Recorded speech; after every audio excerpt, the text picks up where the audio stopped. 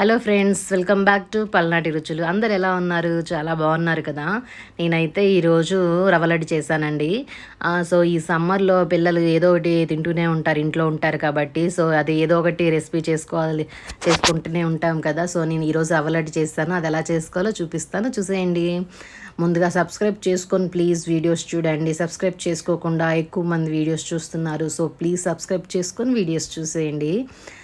ముందుగా ఒక ప్యాన్ పెట్టేసి దాంట్లో ఒక 2 టేబుల్ స్పూన్ దాకా గీ వేసుకోండి. గీ వేసేసుకొని ముందుగా జీడిపప్పులు అండ్ బాదం పప్పులు వేసానండి. నేను ఆ రెండే వేసుకున్నాను. మీకు ఇష్టమైతే ఇంకా ఏమైనా పప్పులు కూడా వేసుకోవచ్చు. పిస్తా పప్పులన్నీ ఇంకా మిగతాయి వేసుకోవచ్చు. నేనైతే ఈ రెండే వేసేసుకున్నాను. ఇవి రెండు వేసుకొని సిమ్లో పెట్టేసుకొని మంచిగా దూరగా ఫ్రై చేసుకోండి. లైట్ కలర్ వచ్చినంత వరకు ఫ్రై చేసుకొని పక్కన పెట్టేసుకోండి, కప్పులో తీసుకొని. ఇవన్నీ కప్పులో పెట్టేసుకొని పక్కన తీసుకున్న తర్వాత నెక్స్ట్ ప్రాసెస్ స్టార్ట్ చేసేద్దాం.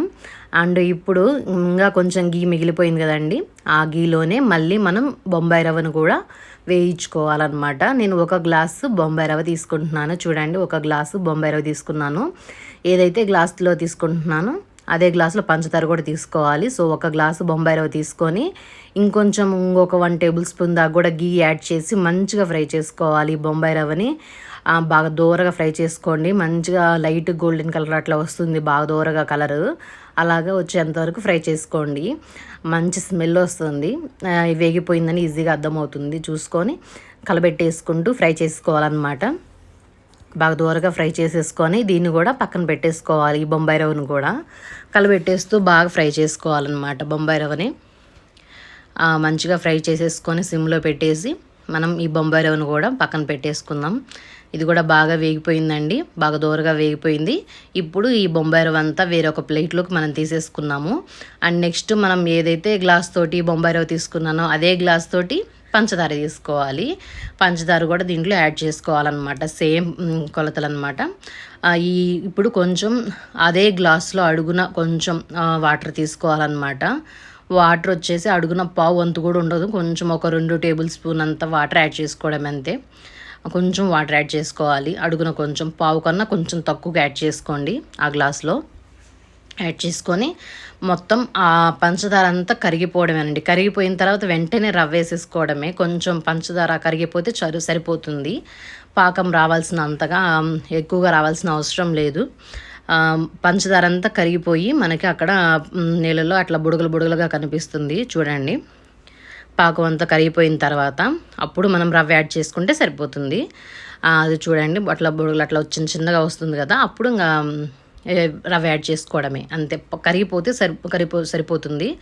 పాకం రావాల్సిన అంతగా అవసరం లేదు. పంచదార అంతా కరిగిపోయిన తర్వాత బొంబాయి రవ్వని, వేయించిన బొంబాయి రవ్వ ఉంది కదా, అది వేసేసేయండి.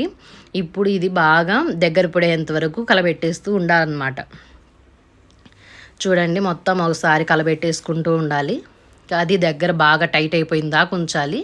చూడండి, టైట్ అయిపోయిన దాకా కలబెట్టుకుంటూ ఉండాలన్నమాట. ఈ బొంబాయి రవ్వని కలబెట్టేసి ఇప్పుడు కొంచెం దగ్గర పడిన దాకా ఉంచేసి ఇప్పుడు ఇంకా మనం వేయించిన పలుకులు అన్నీ యాడ్ చేసేసుకోవాలి.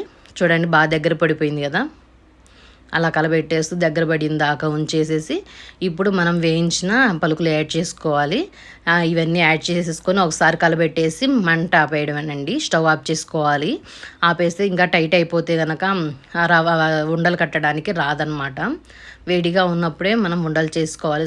చల్లారిపోయిన తర్వాత ఉండలు చేసుకోవడానికి రాదు, పొడిలాడిపోతుంది. అప్పుడు కాచి చల్లార్చిన పాలు ఉంటాయి కదా, అవి ఒక 2 టేబుల్ స్పూన్ దాకా యాడ్ చేసుకొని మొత్తం ఒకసారి కలబెట్టేసుకొని ఉండలు కట్టుకుంటే చాలా టేస్ట్ వస్తుందన్నమాట. ఇప్పుడైతే కరెక్ట్గా ఉందన్నమాట ఇవి ఉండలు చేసుకోవడానికి. సో మొత్తం ఒకసారి కలబెట్టేసుకొని మనం ఉండలు చేసేసుకుందాము. స్టవ్ ఆపేసేసుకున్నాము. ఒకసారి కలబెట్టేసుకోవడమే. ఇప్పుడు ఉండలు చేసేద్దాం. రెడీ అయిపోయింది. ఇవి లడ్డు ప్రాసెస్కి ఎలా చేసుకోవాలనేది మొత్తం ఒకసారి కలబెట్టేసుకున్నాను కదా, ఇప్పుడు సెట్ అయిపోయింది. ఇప్పుడు దీన్ని మనం లడ్డూలు చేసుకోవడానికి కొంచెం ఒక 2 మినిట్స్ అలాగా ఉంచేసానమాట. చల్లారిచ్చాను. ఇప్పుడు ఉండ చేసుకోవడానికి కాలిపోతుంది బాగా, చేతులు అయితే బాగా వేడైపోతున్నాయి. సో మొత్తం ఒకసారి కలబెడుతుంటే ఫస్ట్ ఒక 4-5 లడ్లు అయితే కనుక నార్మల్గా చేసేసాను. తర్వాత అయితే కనుక కొంచెం వేడి పట్టుకోలేక డ్రై అయిపోయింది అనమాట. అప్పుడు కాచి చల్లార్చిన పాలు ఒక 2 టేబుల్ స్పూన్ యాడ్ చేశాను అంతే. మొత్తం ఒకసారి కలబెట్టేసుకుంటే మంచిగా ఉండలు బాగా వచ్చాయన్నమాట. ఇప్పుడు ఒకసారి కలిపెట్టేసుకొని అలా ఉండలు చేసుకోవాలి. వేడిగా ఉన్నప్పుడు పట్టుకోగలిగే కొంచెం ఒక 1 మినిట్ 2 మినిట్స్ ఆగి ఉండగట్టుకోగలిగితే మొత్తం ఒకసారి కట్టేసుకోవచ్చు. అప్పుడు పాలు యాడ్ చేసి చేయాల్సిన అవసరం లేదనమాట. చూడండి అలాగా మంచిగా బాల్స్ లాగా అట్లాగా మంచిగా లడ్డులాగా తయారు చేసుకొని మనం పక్కన పెట్టేసుకోవాలి. అన్ని రవ్వ లడ్డులన్నీ చాలా బాగా వచ్చాయండి. చాలా టేస్టీగా కూడా ఉన్నాయి అండ్ చాలా హెల్తీ. అండ్ మళ్ళీ ఇవి చాలా జ్యూసీగా కూడా సాఫ్ట్గా ఉంది లడ్డు అయితే కనుక చాలా బాగుంది. సో మీరు కూడా ట్రై చేయండి. ఎలా వచ్చిందనేది నాకు కామెంట్ చేయండి. చూడండి చాలా బాగుంది లడ్డు అయితే, టేస్ట్ కూడా చాలా బాగుంది.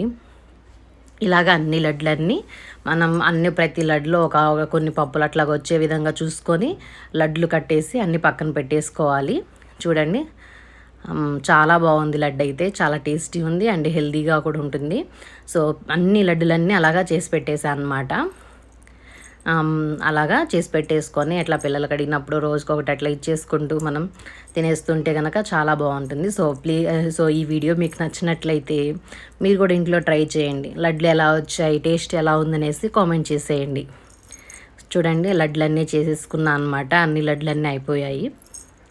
కొంచెం చల్లారిపోయిన తర్వాత చేసుకుంటే కనుక చెప్పాను కదా కాచి చల్లార్చిన పాలు కొంచెం యాడ్ చేసుకొని చేసేసుకోండి.